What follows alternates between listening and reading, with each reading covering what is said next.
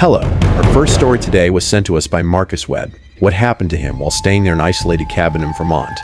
While reading that, even I was forced to pause for a moment, because the scariest moment in this story doesn't come at the end.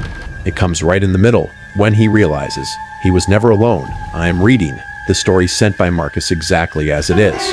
Let's begin. I know how this will sound. Most of those who hear this will say you heard it in your sleep. The mind plays tricks like this when you are alone. I myself would probably say the same if I heard it from someone else. But that night, I was not asleep. The TV was on. I was lying down completely awake. And the sound I heard, it didn't come from inside my head. It came from below. In October 2019, I joined a new job in Craftsbury, Vermont. The company arranged the accommodation quite far from the town. A 2-story log cabin about 15 minutes down a dirt road through the pine trees. I liked it when I first saw it. Small, clean. A living room and kitchen downstairs, a bedroom upstairs. But there were no stairs to go upstairs. There was a small trap door on the floor of the living room. Lifting that revealed a ladder inside, and you had to climb that ladder to get to the bedroom. Weird design. But it was a matter of a few months, so I didn't sweat it. The landlord was a middle-aged guy named Dale. While handing over the keys, he said, "Keep the back door locked at night. Deer come around here sometimes, don't be scared." I thought to myself, why did he suddenly mention deer? But I didn't say anything. Everything was just fine for the first week. There were just some small things. I didn't keep them in mind then, but I do now. One morning, I woke up and saw the kitchen chair was moved a bit. Maybe I moved it myself, I didn't remember.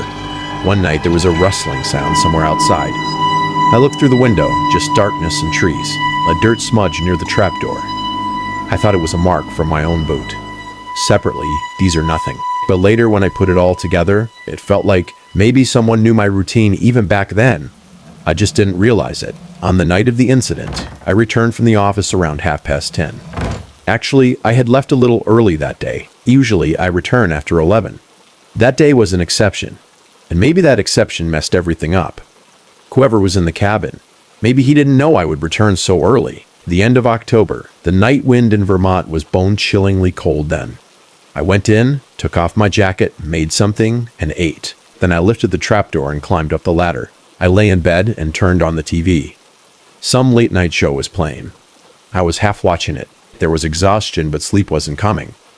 The time was probably 11:15 at night. A sound came from below. At first I thought it was the sound of the TV, but no, a human voice, male, deep, coming straight up from below. Who's upstairs? My whole body turned to stone for a moment, breath held. The sound of the TV suddenly felt very far away. Only one question was spinning inside my head. Did I really just hear this? I heard it again. There is no mistake. Someone is downstairs, and he knows someone is upstairs. My hands were shaking as I tried to get out of bed. I was telling myself, calm down, Marcus. Maybe Dale has come to check on something. Maybe a misunderstanding, but something inside was saying no. I slowly lowered the trapdoor and put my foot on the ladder. The living room is empty. I turned on the light. I checked the kitchen. The back door is locked. The front one, too. Nobody is there. I stood there for a few minutes, pricking up my ears. Just the wind outside. The sound of the pine trees. I told myself, exhaustion. The wind outside, I went back upstairs. I lay in bed and looked at the TV. My heartbeat is slowly returning to normal. Right then. Thump. Thump and jolt. Emphasis. Level equals strong. Thump. Someone is punching the trapdoor hard from below. Not once. Repeatedly. Angrily. As if wanting to get inside. Or wanting to get me out. My throat went dry. Everything inside my head spun all at once. I had just gone downstairs. I didn't see anyone. The doors were locked. But now someone is hitting my room's door right from below. This is not possible. This is not possible. But the sound is not stopping. I sat completely still for a couple of seconds, as if moving would let him know where I am. Thump, thump, and jolt. Emphasis. Level equals strong. Thump. Only one thought in my head. Phone. Where is the phone? I remembered. In the car. I left it plugged in to charge. There was a small window at the back of the bedroom. Opening, it leads directly to the back of the cabin, a few feet above the ground. I looked towards it, then towards the trapdoor. Choose, Marcus. I went near the window. My hands were shaking. It took time to unlock it. The cold October wind outside hit my face. For a moment, my head cleared up. I stuck my legs out and hung down. I let go of my hands. I felt a jolt in my legs, but I stayed standing. I came to the front, rounding the corner of the cabin. The car is visible, but a thought came to my head. The neighbor's house across the street. There was a house through the gaps in the trees. I used to see it every day, though we never spoke. I had seen the guy from a distance once, close to 50, skinny, always alone. At this moment, there is no other option. I ran. A yellow light is on the porch. Light inside too? Someone is awake. I pounded on the door. Is anyone there? I need help. I live in the cabin next door. Someone has broken in. Nothing. I hit it again, harder. Please open the door. And the window curtain moved a bit. The guy's standing there, on the other side of the glass, a few inches away from me. Skinny face, high cheekbones, narrow eyes straight at me. He is not moving. He is not opening the door. Not saying anything. His lips are not moving, just staring. No fear on his face, no expression of surprise, no attempt to help, just an empty, steady gaze. As if standing like this at the window at night is completely normal to him. As if he knew. A cold feeling drops through my stomach. Did this guy already know what was going to happen tonight? I backed away. My legs sped up on their own. Reaching the car, I opened the door. My hands are shaking. The phone is hanging on the charger on the dashboard. Battery 43%. Even after taking the phone in my hand, I stopped. What will I say? I didn't see anyone downstairs. What if the police come and find nothing? The sound of the trapdoor has stopped now. Maybe he left, but someone from inside was saying, "Start the car, Marcus. Don't stay here." The car keys are upstairs. On the bedside table, I closed my eyes. All right, I will get the keys and get out. A simple plan. But my legs wouldn't move. Who was inside now? I don't know. Even so, I walked. The front door was slightly ajar. It wasn't pulled properly when I came out. I pushed it slowly. The living room. The light is on. Everything is as before. Trapdoor is closed. Quiet. Holding my breath, I put my foot on the ladder, every single step, slowly, without making a sound. My head popped up on the other side. The TV is on. That same show. The sound of laughter is coming. I look towards the bed, and my feet wouldn't come up anymore. A man is sitting on the bed, leaning against my pillow, legs spread out, completely naturally, as if this is his room. He is watching TV. His face is not entirely visible, only a side shadow in the bluish light of the TV. Middle-aged, bulky figure, dark-colored jacket. He hasn't realized I have come up. 1 second, 2, 3. Then, for no reason, he turned his head. Our eyes met. His eyes are clear in the blue light of the TV. He wasn't surprised, didn't flinch, didn't say a single word. Just kept staring at me. That same empty gaze, just like the neighbors. That 1.5 seconds was the longest 1.5 seconds of my life. I don't remember how I climbed down. I only remember the sound of feet hitting the ladder, the sound of the trapdoor closing, the sound of the front door opening, and then I am outside, running. My throat is drying up in the cold wind. My chest is burning. But there is no question of stopping.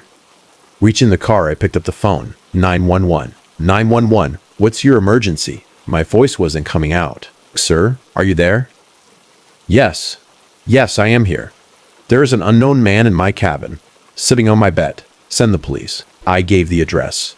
I didn't hang up the phone. I locked the doors sitting in the car. I kept staring at the cabin. The TV light is still dancing in the bedroom window. Blue, white, blue. But that shadow was no longer there. The police arrived in 12 minutes. 2 cars, 4 officers. Flashlights are sweeping all around the cabin. I got out of the car and told them everything. The officer listened carefully, but with that familiar look in his eyes. The one that says, "We are a bit skeptical." Still, he went inside. I remained standing outside. He came out after 15 minutes. Didn't find anyone. But the back door was open. I said I kept it locked. He paused for a bit. There's a forest in the back. It's hard to track in this darkness, but there are signs inside. A chair moved in the kitchen, mud marks near the back door. The kitchen chair. I remember that first week, the day I woke up in the morning and saw the chair moved. I thought I had moved it. How long had someone been coming in? Then the officer said, "There's a small storage space under the cabin. Have you ever seen it?" No. The door is small, almost flush with the floor, in a corner of the kitchen. The next day I went to pack my things, taking an officer along with me. I went to the corner of the kitchen. I saw the door. It is flush with the floor. If you don't pay close attention, it doesn't even catch your eye. I have cooked in this kitchen every day all this time, never noticed it. The officer lifted the door. Inside, an old blanket. Pink floral prints, colors faded. An empty water bottle. A small flashlight with batteries. I stood there. I kept staring at the blanket. Someone brought this. Someone used to use it. It wasn't damp, meaning it was used regularly. Someone slept in this spot, under this cabin. While I slept upstairs. Maybe late at night. Maybe multiple times. Something got stuck in my throat. I packed my things. Loaded them into the car.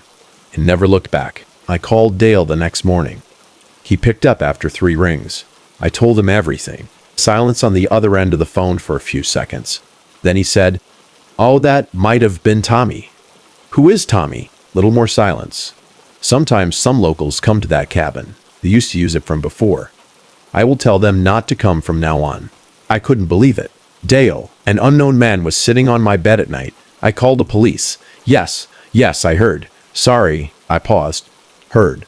I didn't tell him I called the police, so how did Dale know? Maybe the police informed him as the property owner, that's normal. But then why was Dale's first mention the name Tommy? When hearing about an incident, people usually ask, "What happened? Are you okay?" Dale directly said a name, as if he already knew whose work this was. I hung up the phone. I informed the police about Dale's words. They had talked to him. What they found out, they didn't tell me. They only said the investigation is ongoing. I also mentioned the neighbor. The guy said he had never seen me, was not home that night, but I had seen him. I clearly saw him move the window curtain and look at me. I still remember those 2 eyes. Narrow eyes on a skinny face. No fear, no look of surprise. Just a calm, steady gaze. As if he knew someone like this would come and stand at the door one day, just like the man sitting on the bed didn't flinch. The same expression was in both of their eyes. Calm, familiar, like waiting. What the whole thing actually was, I still don't know today. Maybe someone will say, some local vagrant used the cabin as a shelter. Maybe that really is the case.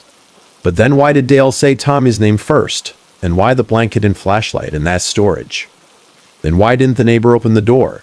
Why did he just keep staring? I never sought the answers to these questions anymore. Because to be honest, some answers are better left unknown. I just do one thing all the time now. When going somewhere new, I check out the entire place on the first night. Every corner, every small door. If I see any door on the floor, I put something heavy on top of it. And before sleeping, Dale's words from that first day come to mind. Keep the back door locked at night. Deer come around here sometimes. Deer. He wasn't talking about deer. He was warning me, or covering it up. I don't know the answer to either of these 2 questions, and I don't want to know anymore, because some answers are better left unknown. Marcus Webb. From on after reading Marcus's story, the thing that is stuck in my head the most is that blanket. Pink, floral prints, faded colors. Someone brought that. Someone used it. In your house. Beneath you. Without your knowledge. The biggest fear is nothing supernatural. The biggest fear is this possibility. Someone probably knew for a long time. Only you didn't know. Today's second story was sent by Ryan Calloway. One night, a call came to his landline in a quiet residential area of Ohio. On the phone was the exact voice of his neighbor, Walt. But Walt hadn't made any phone call that night. Then who did? And why did he want Ryan to step outside in the dark of the night? I am reading the story sent by Ryan exactly as it is. Let's begin.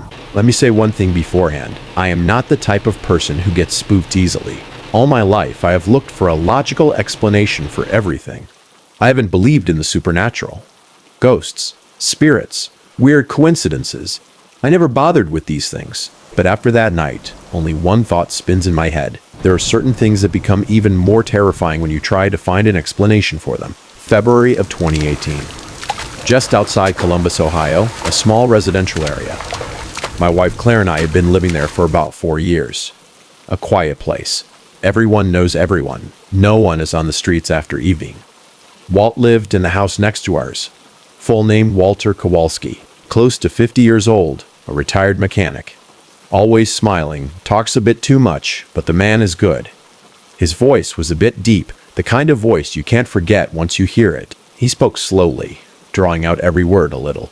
In 4 years, that voice had become so familiar that even without seeing Walt, I would know he was coming. That is what became a problem later.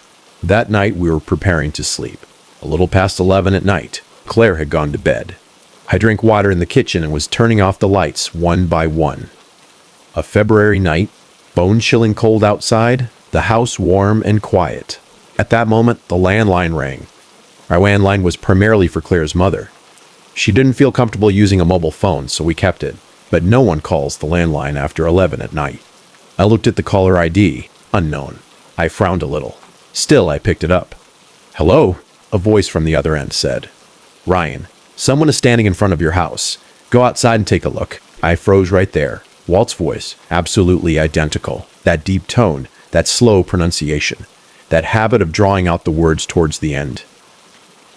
A voice that had become so familiar in 4 years that even with my eyes closed, I could tell it was Walt. I said, "Walt, is that you?"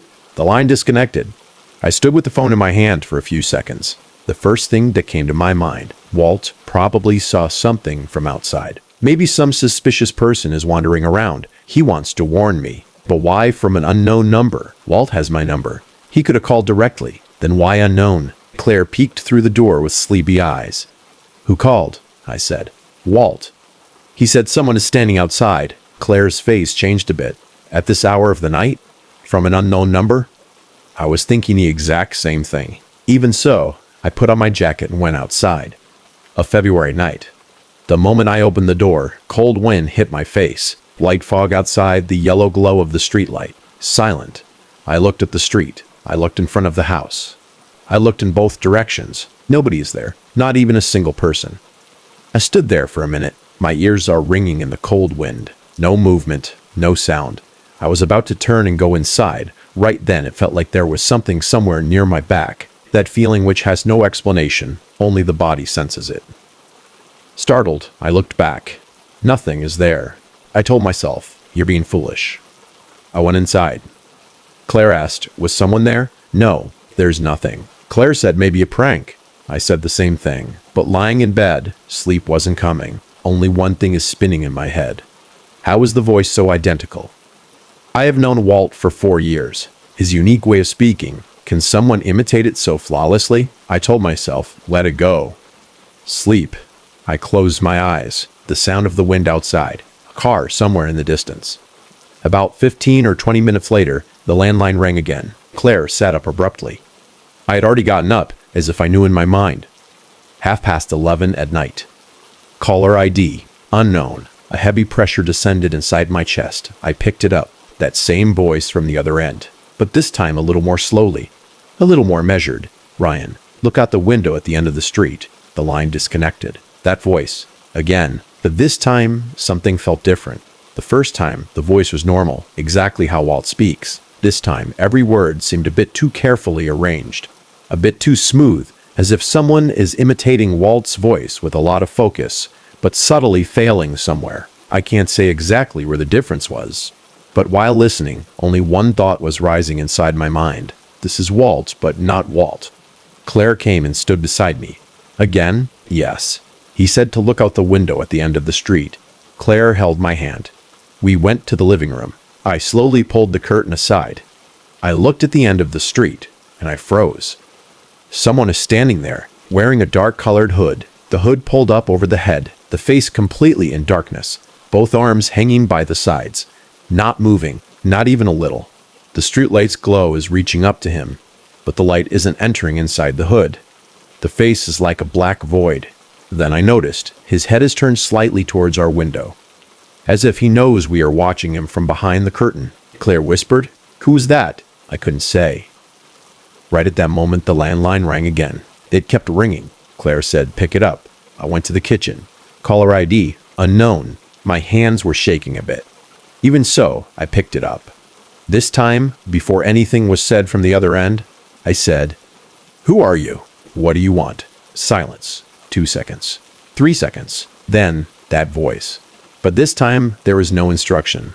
No sentence.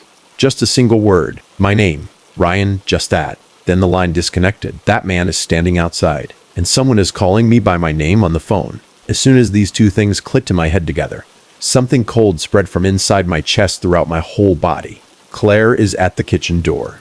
a question in her eyes. I said, "He just said my name." Claire stayed quiet for a moment. Then she said, "Call Walt, and I am calling 911. She reached out for the landline.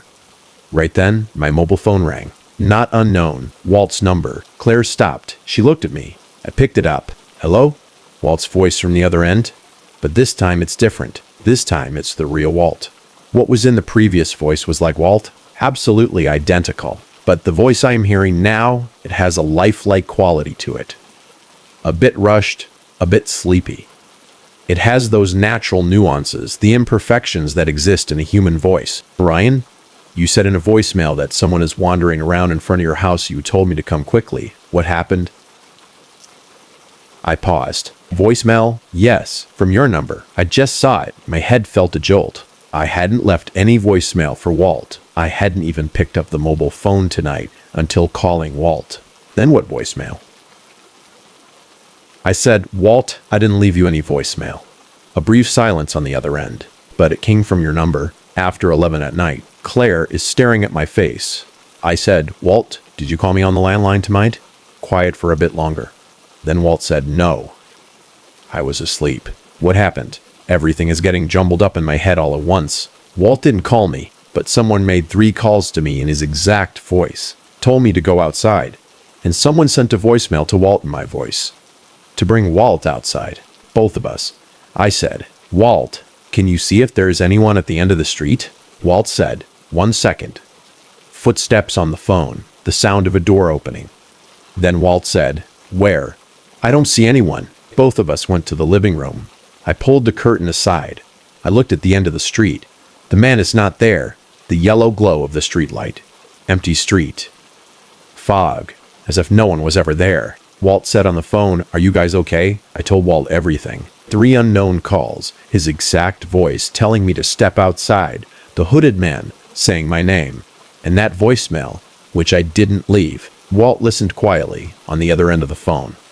Then he said slowly, "Ryan, I swear to you, I was asleep."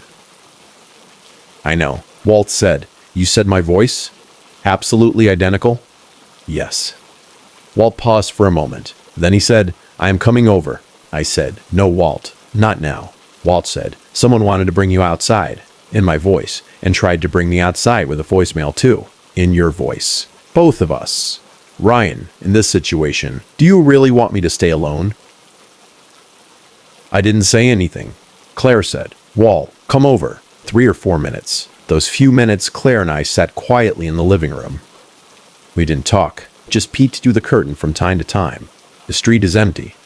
But even that empty street wasn't giving any comfort. The man was there and then he wasn't. Where did he go? Into the side alley? Behind some house? Or is he standing somewhere in the dark and we just can't see him? Walt arrived. The 3 of us sat down. Walt listened attentively. At the end he said, "Someone recorded my voice." Claire said, "When? Where?" Walt thought for a bit. "I stay around the area all day anyway.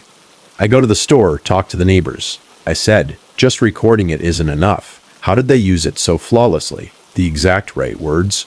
Walt's face changed a little. None of us could give the answer to that question. Claire said, "We should call the police right now." We called 911. 2 officers arrived. They looked around the area. They didn't find anyone. One officer said, "This kind of call spoofing happens. Someone hides their number and calls. Inform the phone company." I said, "But the voice? The exact voice of my neighbor?" The officer paused for a moment. He said, "I won't be able to say that for sure." They left. Walt stayed on our couch that night. I called the phone company the next day. They said the unknown call couldn't be traced. The signal was bounced through multiple locations. The voicemail thing is even weirder. The voicemail that went to Walt's phone, it showed that it went from my number. But I didn't do it. There is no record of an outgoing call or voicemail on my phone. Someone used my number to send a voicemail to Walt. In my voice, to bring Walt outside. I could understand the plan. Me through the unknown call, Walt through the voicemail, to bring both of us outside on the same night. After this thought came to my mind, I sat quietly for a long time. Only one question is spinning in my head. Who did this?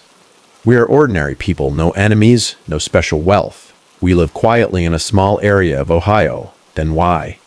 And the hooded man, was he waiting? For what? When I went outside the first time, no one was there. But I went. I stood alone outside the house at 11 at night. What if someone was there then?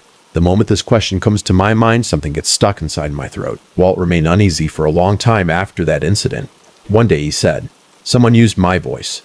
Just thinking about it gives me goosebumps." I understood, because it wasn't just the voice. Someone knew Walt, knew his way of speaking, his tone, his habits, everything. To know this, how long do you have to watch Walt? How long do you have to listen? We don't know. Claire and I stayed in that house for about another year, but the landline at night never felt normal again.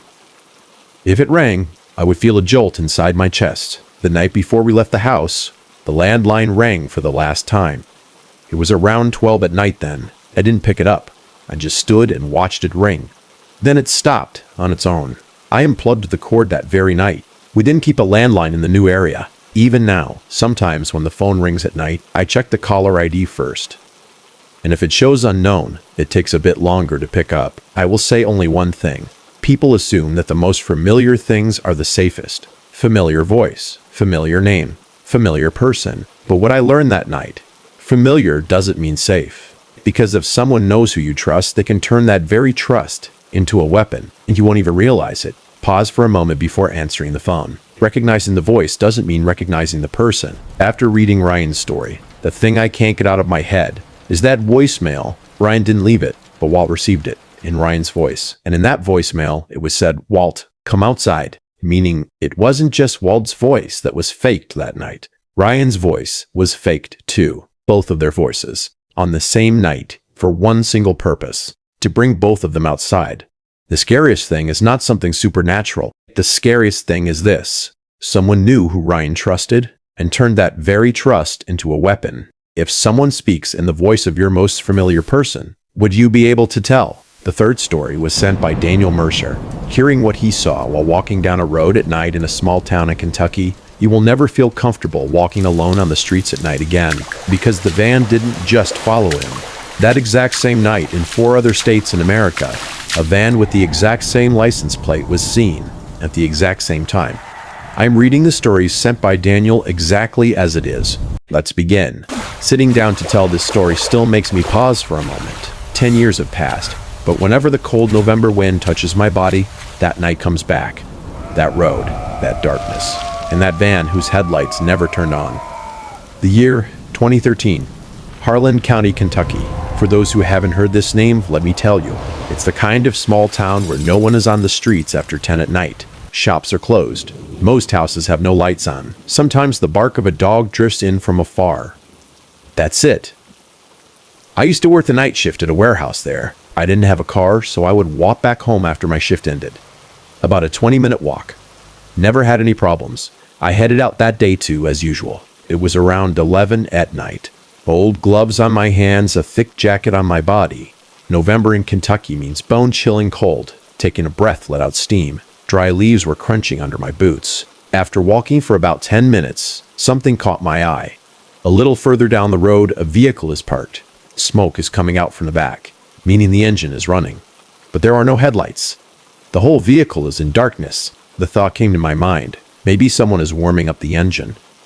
It's not unusual in the cold. I kept walking. The vehicle also started moving forward. Slowly, very slowly. Headlights still off. I sped up a little. The vehicle sped up too. A prickling sensation awoke in my head. That feeling which the body senses first, the mind understands later. I told myself, calm down. Maybe it's heading in the same direction. There was a narrow alley on the right side of the road. I turned that way. The vehicle turned too. Now there is nothing left to convince myself. I passed through the alley and returned to the main road.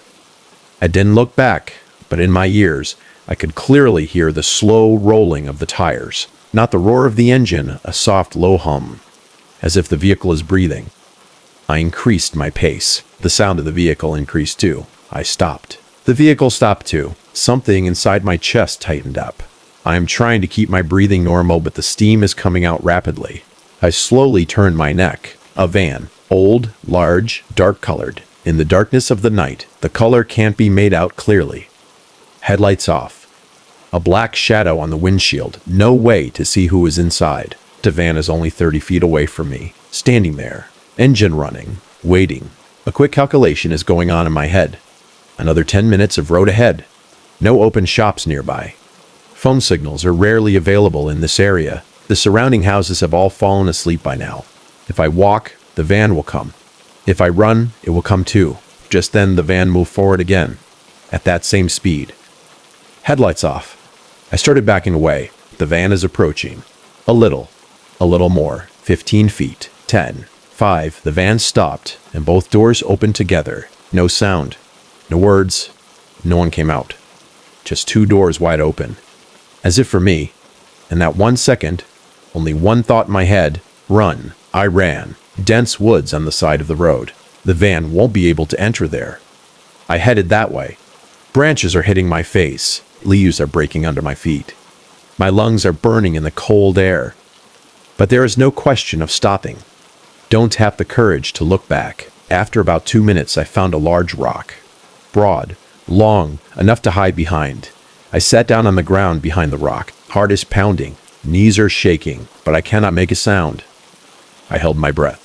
There was only one sound in the woods then, the rustling of leaves in the wind. I sat completely still for a few minutes. Then I heard it. Voices coming from the direction of the road. Not one, multiple. An older man's voice.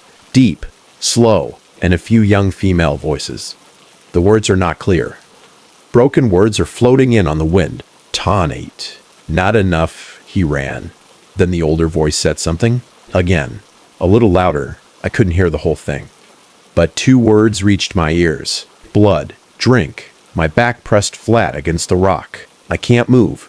I can't get up. I'm just sitting there and thinking, did I really just hear this? Then the sound of a gunshot. Just one. Then everything went quiet. I can't tell you how long I stayed behind that rock after the gunshot.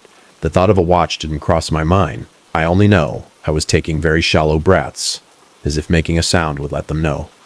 The voices had stopped after the gunshot, but that silence was even more terrifying. If there were screams, at least you can understand what is happening where. But this sudden, complete silence, it was doing something inside my head that no sound ever could. Had they entered the woods now? Are they looking for me? I was hearing the sound of leaves. I was hearing the sound of the wind. I was hearing the sound of my own pulse. I was not hearing the sound of human footsteps. Then I saw lights in the distance. Blue and red, spinning non-stop. Police. My first reaction was to get up and run, scream, but I stopped. I don't know where they are yet. When the police cars stopped on the road, I slowly poked my head out from behind the rock. 2 police cars. Officers are walking around with flashlights. The van is not there. I stood up. Raising both hands, I slowly came out from among the trees. Seeing me, an officer gestured to stop. Show your hands. I raised both hands in front. Who are you? What are you doing here? My voice wasn't coming out properly. Still, I said, I am Daniel Mercer. A van was following me. I ran away into the woods. The officer paused a bit. What van? I pointed towards the road.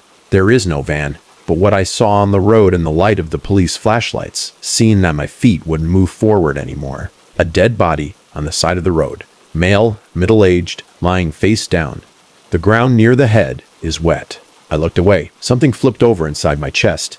The officer came to my side. Do you know this man? I shook my head. No. Later, I learned the police came because someone had called after hearing the gunshot. Who shot, whom, why, they didn't say anything.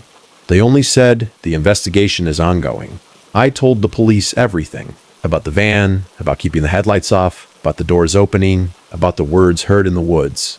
The officer took notes, no particular expression on his face. At the end, he said, "We are dropping you home." I kept looking out the window the entire way. I didn't see the van. After reaching home and the police leaving, I locked the door.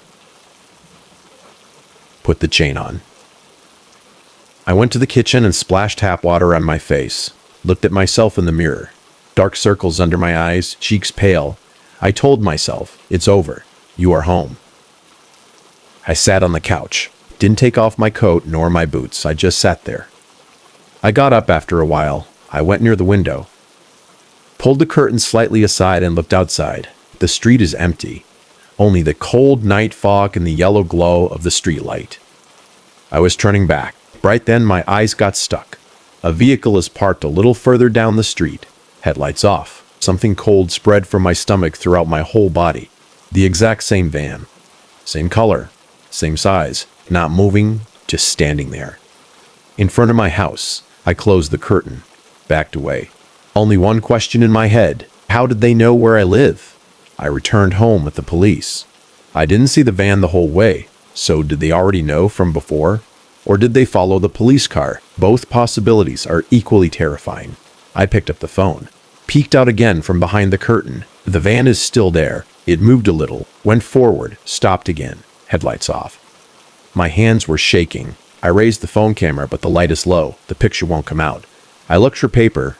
A receipt was lying on the counter. I wrote down the plate number on the back side. My handwriting was shaking. I called the police. That same officer answered. I said, "The van is in front of my house." I wrote down the plate number. I read out the number. "All right, I'm checking. Keep the door locked." I didn't hang up the phone. Stayed on the line. Outside, the van slowly started moving. Faded away at the bend of the street. The headlights didn't turn on. It left, becoming darkness within the darkness. After about 10 minutes, the officer spoke. The tone of his voice was a bit different. "Daniel, are you safe right now?" "Yes." "Why?" A brief silence. "That plate number is a South Carolina registration. But the problem is, tonight there have been reports of a van with this exact same plate from Texas too, from Nevada too, from Alaska too." I didn't say anything. On the same night, at the exact same time, I stood there with the phone in my hand. The words are entering my ears but not sinking into my head. Same plate, same night. Texas, Nevada, Alaska. I said, "How is this possible?" The officer remained quiet for a few seconds. That silence was more terrifying than any answer. Then he said, "We don't know. Keep the door locked. Come to the station tomorrow morning." He hung up the phone. I stayed sitting on the couch. It was around 1 or 1:30 at night then. No sound outside. Not inside either. Just the soft hum of the fridge. Only one thought is spinning in my head. One plate cannot be in 4 states at the exact same time. From Kentucky to Alaska is over 3,000 miles. Texas and Nevada are also 1,000 miles away. Then either there were multiple vans fitted with the exact same fake plate, or else an organized group had headed out across the entire country on the same night. If either of the two is true, this is no longer the work of a crazy person. It is planned, organized, and much bigger. The words heard in the woods came back to my mind. Blood, drink, tonite, that older voice. Those young female voices. Was I the target of that plan? Or was I in the wrong place at the wrong time?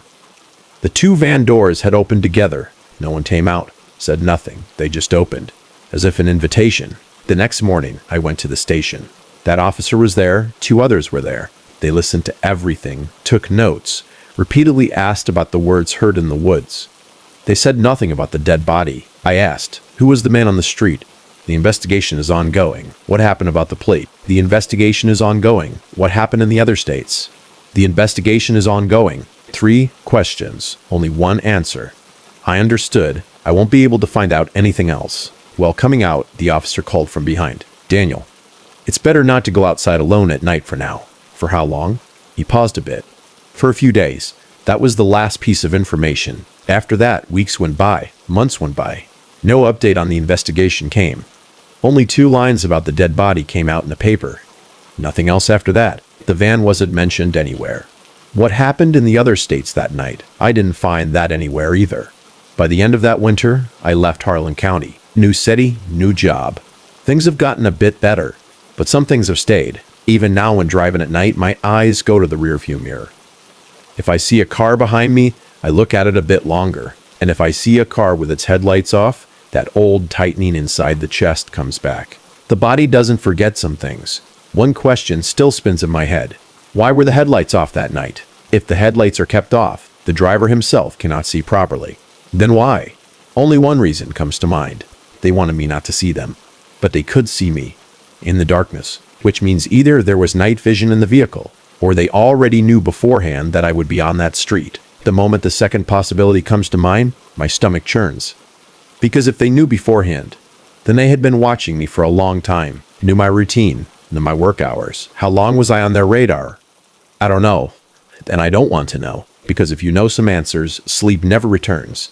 In the end, just one thing. If you ever see a vehicle coming on a night street, headlights off, speed slow, approaching towards you, do not stop. Do not go to talk. Even if the door is open, do not get in. Just run. Daniel Mercer, Kentucky. After reading Daniel's story, the question that isn't leaving my head is a license plate on the exact same night in 4 different states. This is not the work of a single crazy person. This is organized, planned. And after that night, there are no arrests, no reports, as if nothing happened. The scariest thing is not something supernatural. The scariest thing is this. There are some people who come out in the dark of the night, keeping their headlights off, quietly, and they know where you will be.